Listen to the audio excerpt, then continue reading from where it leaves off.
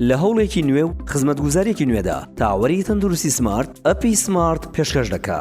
لێرەوە ڕێگەی دوورتان بۆ نزیک دەکەینەوە. ئەپی سمارت خزمەتگوزارێکی نوێ و پێشکەش بە ئێوەی ئازیز و خۆشەویستمان دەکرێت.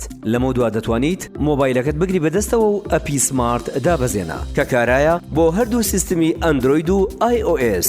لەم ئەپەدا چەندین خزمەتگوزاری نایاب پێشکەش کراوە. پاش دابەزاندنی ئەپی سمارت دەتوانیت لە ڕێگەی ژمارە مۆبایلی خۆتەوە ئەکاونتی تایبەت بە خۆت دروست بکەیت و لە ڕووکاری ئەپ و بەرنامەی سمارت دەتوانیت سەرجەم پزیشکان و کلینیکەکانیان ببینیت. لەم ڕێگەیەوە بە هەر سێ زمانی کوردی و عەرەبی و ئینگلیزی دەتوانیت لە بەشی چاوپێکەوتن ڕۆژ و بەروار و کاتەکانی ناونووسین هەڵبژێریت و ناوی خۆت تۆمار بکەیت. لە بەشی تێبینی دەتوانیت پرسیار ئاڕاستەی تاوەری تەندروستی سمارت بکەیت کە ئایا ئەو بەشەی هەڵت بژاردووە گونجاوە لەگەڵ خواست و نەخۆشیەکەی تۆدا. پاش دڵنیابوونەوە لە زانیاریەکانت پەنجە لەسەر بەشی وەرگرتن دابگرە. بام جۆرە کە تو ڕۆژ و بەرواری چاوپێکەوتنێت بۆ تۆمار دەکرێت.